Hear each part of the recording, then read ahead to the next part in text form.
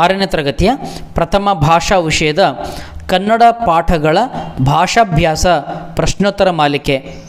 ಇದು ದ್ವಿತೀಯ ಸೆಮಿಸ್ಟರ್ನ ಪೂರಕ ಪಾಠಗಳಾಗಿವೆ. 3 ಗಾಢ ಕತ್ತಲು ಮತ್ತು ಗುಮ್ಮಗಳು. ಬರೆದವರು ಜಯಶ್ರೀ ಹಾಲಾಡಿ. ಕೆಳಗಿನ ಪ್ರಶ್ನೆಗಳಿಗೆ ಉತ್ತರಿಸಿರಿ. 1. ವಿಜಿಗೆ ಗುಮ್ಮಗಳ ಬಗ್ಗೆ ಭಯ ಹುಟ್ಟಿದ್ದೇಕೆ?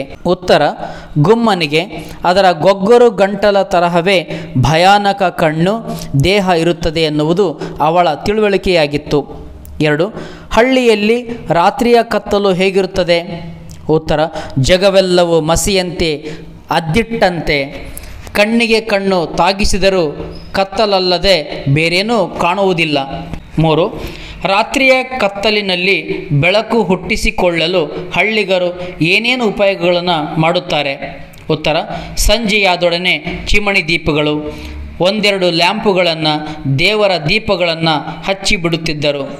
4. ಯಕ್ಷಗಾನ ನೋಡಲು ಹೋಗಿ ಬರುವ ರಾತ್ರಿಗಳ ಅನುಭವಗಳೇನು? ಉತ್ತರ: ಯಕ್ಷಗಾನಕ್ಕೆ ಹೋಗುತ್ತಿರುವಾಗ ಅವತ್ತಿನ ಯಕ್ಷಗಾನ ಹೇಗಿರಬಹುದು ಎಂದು ಚರ್ಚೆಯಾದರೆ, ವಾಪಸ್ಸು ಬರುವಾಗ ನೋಡಿದ ಯಕ್ಷಗಾನದ ಕುರಿತು ವಿಮರ್ಶೆಗಳು, ಟೀಕೆ ಟಿಪ್ಪಣಿಗಳು ಇರುತ್ತಿದ್ದವು. 5. ವಿಜಿ ಕತ್ತಲಿನ ಭಯವನ್ನು ಹೇಗೆ ಗೆದ್ದಳು?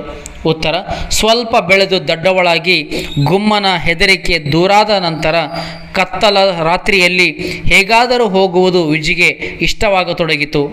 ಧನ್ಯವಾದಗಳು.